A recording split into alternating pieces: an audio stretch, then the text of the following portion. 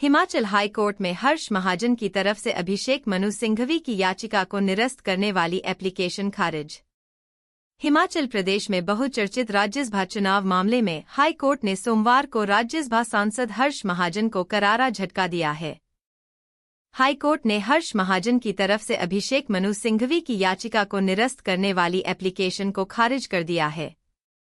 High court ने अभिषेक मनु सिंघवी द्वारा चुनाव प्रक्रिया पर सवाल उठाने वाली याचिका को निरस्त करने से इनकार कर दिया है।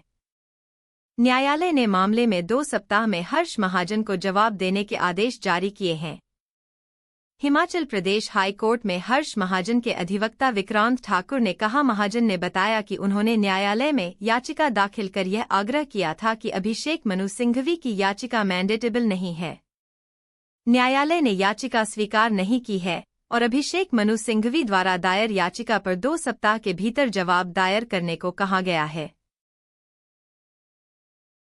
देखिए, आज डॉक्टर अभिषेक मनु सिंघवी वर्सेस हर्ष महाजन, ये राज्यसभा का जो चुनाव 27 फरवरी को हुआ था, उस चुनाव को challenge by way of election petition doctor Manu Singhvi ji ने किया था, जिसमें Mr. Harsh Mahajan had filed an application under Order 7 Rule of CPC for dismissing this petition, जिसमें हमने ये एलिगेशन लगाए थे कि ये जो चुनाव है ये सिंघवी जी और हर्ष महाजन के बीच में है, लेकिन इस पूरी पिटीशन के अंदर कहीं भी कोई भी एलिगेशन हर्ष महाजन जी के खिलाफ नहीं है कि he has been involved in any corrupt practices. इनका सिर्फ आरोप ये था कि ये जो चुनाव है राज्यसभा का चुनाव, इसकी जो मतगणना हुई वो 75(4) जो रूल है कंडक्ट इलेक्शन रूल, उसमें ना होते हुए under section 665 representation of people act में होती।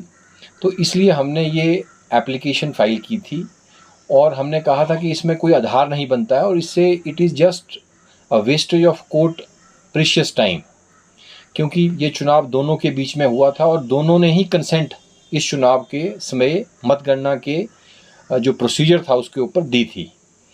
तो इसलिए इसको हमने चैलेंज किया था, लेकिन माननीय अदालत ने आज हमारी ये जो एप्लीकेशन थी ऑर्डर 7 रूल 11, इसको आज खारिज किया है और हमें मेन जो पिटीशन है, जो इलेक्शन पिटीशन है, उसका जवाब फाइल करने के लिए हमें 2 हफ्ते का समय दिया है।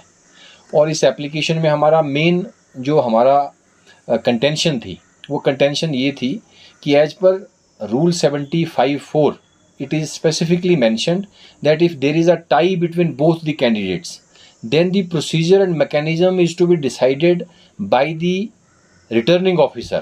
So returning officer has taken consent twice, before election and after election.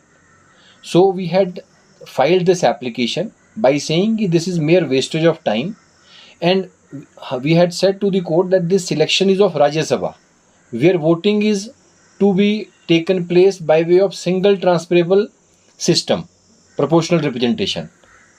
जबकि लोकसभा और विधानसभा के लिए section 65 of representation people act जो है वो एप्लीकेबल होता है। लेकिन ठीक है, माननीय अदालत ने आज हमारा जो एप्लीकेशन थी ऑर्डर 7 रूल 11 उसको डिसमिस किया है।